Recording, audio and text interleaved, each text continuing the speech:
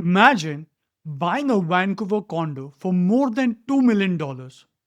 Then, just before getting your keys, the bank tells you it may be worth hundreds of thousands less than what you agreed to pay.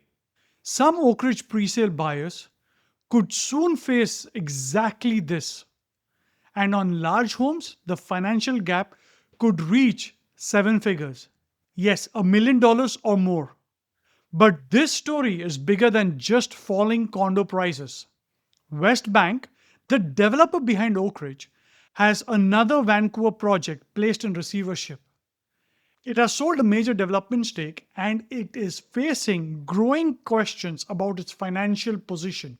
What happens when one of Vancouver's boldest luxury developments, the future face of Vancouver, completes in one of the weakest presale markets we have seen, period?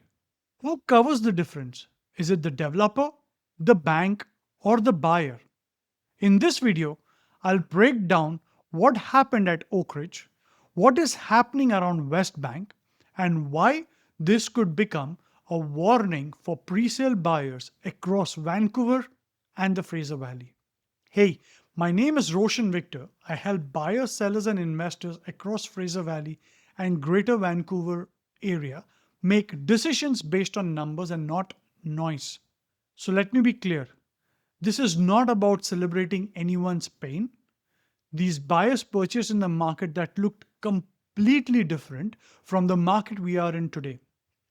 Oakridge was presented as a once in a generation development.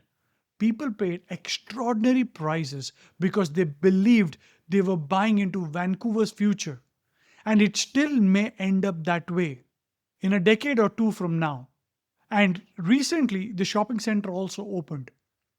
But the real test begins when three numbers finally meet: the contract price, which the presale buyers agreed to pay, the bank's appraisal, what the bank and its appraisers think it is worth in today's market, and the buyer's available cash. How much money does the buyer of that Oakridge property have to put additionally as down payment? I'll walk you through the vision, the four forces that changed the economics, what is happening around Westbank, and the lesson every pre-sale buyer needs to understand. If completion is approaching on any one of your pre-sale properties, there's a link in my description below to book a one-on-one call with me. And if you want market knowledge just like this, hit the bell icon and subscribe to this channel. To understand why this matters for you, we need to understand what buyers believed when they were buying into Oakridge. Quadreal acquired Oakridge Center for close to $1 billion with Westbank on a 5 million square foot redevelopment. The plan included more than 3,000 homes, 650,000 square feet of retail, roughly 720 square feet of office space, community facilities, and a 9-acre park. This was not being sold as just another condo project. It was being sold as a new town center, a place to live, work, shop, dine, and connect directly to rapid transit. For buyers, the promise was powerful: status, convenience, scarcity, and early access to Vancouver's next great neighborhood. And the market bought that story. Reported roughly $1 billion in residential sales in less than a year from starting sales. The early luxury homes were widely reported at around $2,000 to $2,500 per square foot. In 2001, Westbank even offered eligible buyers up to 20% credit through a car for a condo promotion. At that point, Oakridge was no longer being priced as a housing alone. It was being priced as a luxury lifestyle and as a bet that Vancouver's value would keep climbing. So what broke it? The market changed. The four pressures began squeezing the numbers from every direction. The first pressure, the pandemic. Project faced labor shortages, supply problems, new safety protocols, and delays. In February 2024, a worker was killed in a crane-related incident. leading to WorkSafe BC orders during the investigation. Basically, construction was stalled. Firstly and foremost, this was a human tragedy. But on the project this large, every additional month also carries a major financial cost. Time does not simply pass, time charges interest. So that brings us to the second force, the interest rate. Bank of Canada policy rose from 0.25% early in 2022 in mid of 2023. Even after later cuts, financing remained very different from when many buyers signed their contracts. The purchase, a purchase that felt manageable when money was cheap can feel completely different at completion. Buyers may qualify for less. At the same time, developers may be carrying far more expensive debts. That brings us to the third pressure, construction costs. And during this period, from 2021 to 2026, labor costs rose, material costs rose, financing and carrying costs also increased. The buyer's purchase price, however, was fixed because they had committed to buying a property at a certain price years ago. However, the developer's costs were not fixed and it kept rising. Now, let's talk about the fourth pressure, the presale market. Oakridge Park Retail Center is opened on May 28, 2026. But many luxury residential were still expected later of 2026 into 2027. Those buyers are not closing in the market they originally purchased in. They are closing in a weaker demand, tighter financing market, and in a market where comparable sales that may not support their contract price. Across British Columbia, only 124 presale units were reportedly sold in the first quarter of 2026. 124 units in pre-sales in the first quarter of 2026. I repeated this for a reason because in the same quarter of 2021, the number was close to 6,000. Yes, the number was close to 6,000 pre-sale sales sold in Q1 of 2021. That's a decline of roughly 98%. Reuters has also reported decline of 10 to 30% in some pre-construction values. And this is where the market statistics becomes a personal crisis. A presale contract locks in what you agreed to pay. It does not guarantee what a bank will say the home is worth years later. Imagine a buyer agreed to pay $4 million and the current lender supported value for that property is 25% lower. That's $1 million in gap. In real life, that can mean draining savings, borrowing from family, using expensive private financing, or simply not being able to complete. Now, I'm not saying every Oakridge buyer is facing this outcome, but when the original price is exceptionally high, the risk can reach seven figures very quickly. And this is not just Oakridge. You see, any of the luxury condos which were brought to market close to 2021, 2022, most of them are struggling. Now let's talk about what happened around Westbank.